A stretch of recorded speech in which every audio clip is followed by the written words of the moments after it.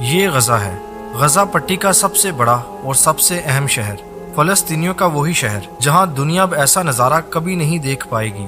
یہ تمام عمارتیں ملبے کا ڈھیر بن چکی ہیں، یہاں پر اب کچھ نہیں بچا سوائے تباہی، بربادی، ظلم اور بمباری کے۔ اگر یہ کہا جائے کہ شہر کے مقدر میں بار بار تباہ ہونا لکھا تھا تو غلط نہیں ہوگا۔ کئی جنگوں میں یہ شہر بار بار تباہ ہوا، کبھی زلزلوں نے غزہ کو تباہ کیا، کبھی ہلاکو خان نے غزہ میں تباہی مچا دی، تو کبھی غزہ مختلف ملکوں کے قبضے میں رہا، اور اب ایک بار پھر سے غزہ تباہ ہو چکا ہے۔ یہاں پر اب ایسی کوئی عمارت نہیں رہی جس نے غزہ میں گزری ہوئی صدیاں دیکھی ہوں۔ غزہ کس حد تک تباہ کر دیا گیا ہے اس کا اندازہ اس بات سے لگا لیں کہ تباہ کیے جانے والے گھروں اور کاروباری عمارتوں کا کم سے کم بھی 37 ملین ٹن ملبہ غزہ کی گلیوں اور بازاروں میں زمین پر موجود ہے۔ اگر 100 ٹرکوں کے ساتھ ملبہ ہٹانے کی کوشش کی جائے تو غزہ شہر سے سارا ملبہ ہٹانے کے لیے کم سے کم بھی 14 سال چاہیے ہوں گے۔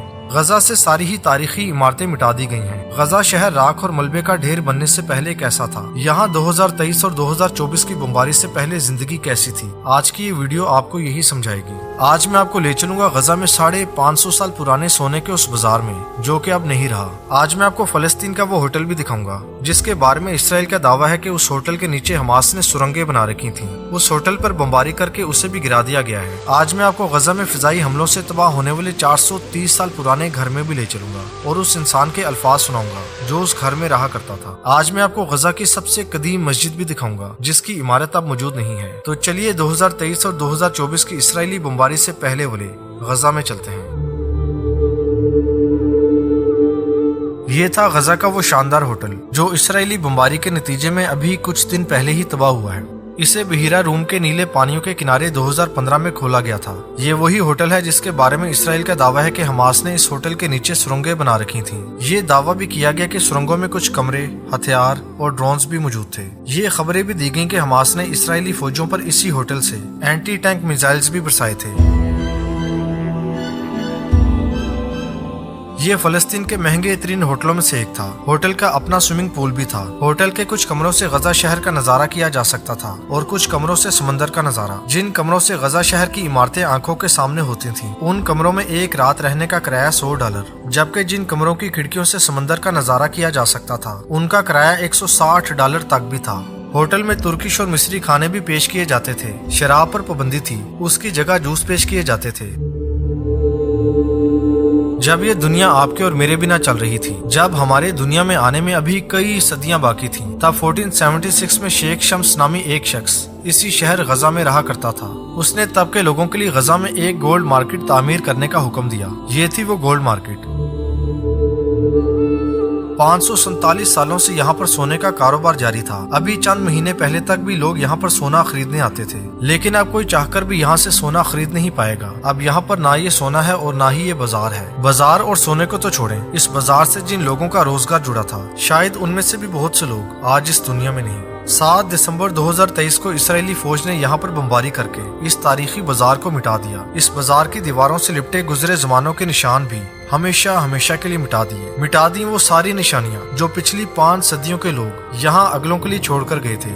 لوگ یہاں صرف سونا ہی خریدنے نہیں آتے تھے، وہ اس بازار میں آ کر یہ اندازہ بھی لگاتے تھے کہ یہ بازار جس نے 15ویں صدی کے لوگوں کا گھر بھی چلایا تھا، یہاں پر ان لوگوں کی زندگیاں کیسی ہوتی ہوں گی۔ صدیوں پرانے اس تاریخی بازار کا نام سوکل ذہب تھا۔ اسے کساریہ مارکیٹ بھی کہا جاتا تھا۔ جس دن اسرائیلی فوج نے اس بازار پر بمباری کی اسی دن اس بازار سے بھی کہیں زیادہ اہم اور کہیں زیادہ تاریخی جگہ کو بھی نشانہ بنایا گیا تھا، اور وہ تھی ایک مسجد جو اسی بازار کے پاس تھی۔ اس بازار کے دکاندار اسی مسجد میں نماز پڑھا کرتے تھے۔ چلیے اب میں آپ کو غزہ کی وہی تاریخی مسجد دکھاتا ہوں۔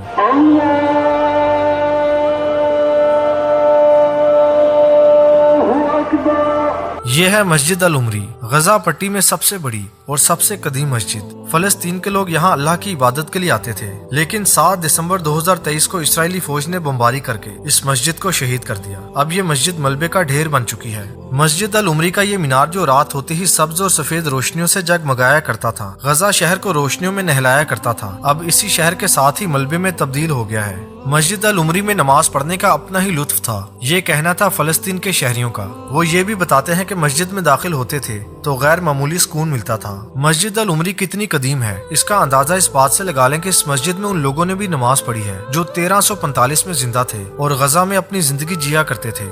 آج اگر مسجد کا یہ مینار نہیں، اس پر لگے لاؤڈ سپیکر سے اذان کی آواز نہیں، تو کیا یہاں اذان نہیں ہوگی؟ تو کیا لوگ یہاں سجدہ کرنا چھوڑ دیں گے؟ ایسا یہاں پر تو ہوا نہیں۔ لوگ اب مسجد کے ملبے پر کھڑے ہو کر اذان دیتے ہیں اور ملبے پر ہی نماز پڑھتے ہیں۔ اس مسجد پر ہلاکو خان کی فوج نے بھی حملہ کیا تھا۔ پہلی جنگ عظیم میں برطانیہ نے بھی بمباری کی تھی، لیکن غزہ کے لوگوں نے اسی جگہ پر یہ مسجد پھر سے تعمیر کر لی، اور اسی جگہ پر یہ مسجد آپ دیکھیں گے کہ جلد ایک بار پھر سے تعمیر ہوگی۔ اس عمارت کا نام قصر الباشا تھا۔ اسے پاشاس پیلس یا نیپولینز فورٹ بھی کہا جاتا تھا۔ یہ غزہ میں ایک مشہور عجائب گھر تھا۔ دنیا میں وہ 11 دسمبر 2023 کا دن تھا جب اسرائیل نے یہاں پر بمباری کی تھی۔ جنہیں تاریخ سے لگاؤ نہیں، وہ اس عمارت کی اہمیت کو نہیں سمجھ سکتے۔ یہ عمارت کبھی اقتدار کا مرکز تھی۔ یہاں پر گزری ہوئی صدیوں کے حکمرانوں نے اپنی زندگی کا وقت گزارا تھا۔ 13ویں صدی کے لوگ بھی یہاں پر آ کر رہے تھے۔ یہ جولائی 1799 کی بات ہے۔ نیپولین مصر میں سلطنت عثمانیہ کے لشکر کا مقابلہ کرنے کے لیے غزہ تک پہنچا تو وہ 3 راتیں اسی عمارت میں رہا۔ اسی وجہ سے اس عمارت کو نیپولینز فورٹ کہا جاتا ہے۔ اس عمارت میں داخل ہوتے تھے تو قدیم زمانے کے لوگوں کے زیر استعمال رہنے والی چیزیں دکھائی دیتی تھیں۔ ایک اور عمارت جو اسرائیلی بمباری سے بچ نہ پائی وہ یہ ہے۔ یہ عمارت غزہ کے سمندری ساحل سے صرف 1 کلومیٹر دور بنائی گئی تھی۔ یہ وہی عمارت تھی جہاں کبھی سابق امریکی صدر بل کلنٹن اور فلسطین کے سابق صدر یاسر عرفات کی ملاقات بھی ہوئی تھی۔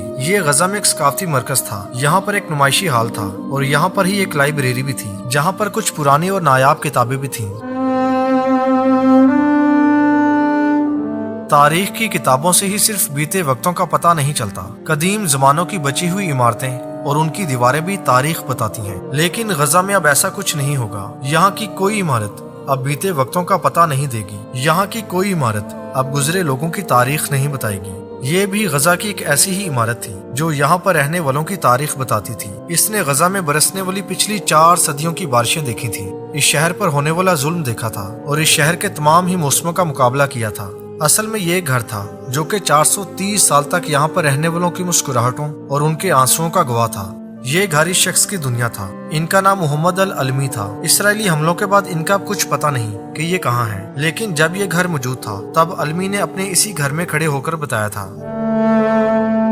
میں اپنی زندگی میں جہاں بھی رہا میرا سب سے اچھا وقت یہیں گزرا۔ یہ میرے ہمسایوں کا بھی گھر تھا، یہاں پر ان کی شادیاں ہوئی ہیں اور یہی گھر ان کے برے وقتوں میں کام بھی آیا ہے۔ یہ کیونکہ غزہ کے پرانے گھروں میں سے ایک تھا، اسی لیے اسکول کے بچوں سمیت لوگ دور دراز سے اس گھر کو دیکھنے کے لیے آتے تھے۔ گھر کے گراؤنڈ فلور پر 3 کمرے تھے اور 2 کمرے پہلی منزل پر تھے۔ ان میں سے ایک کمرہ یہ تھا۔ اس کمرے کے پیچھے غزہ کی جو 2 عمارتیں نظر آ رہی ہیں یہ بھی اسرائیلی بمباری سے مٹ چکی ہیں۔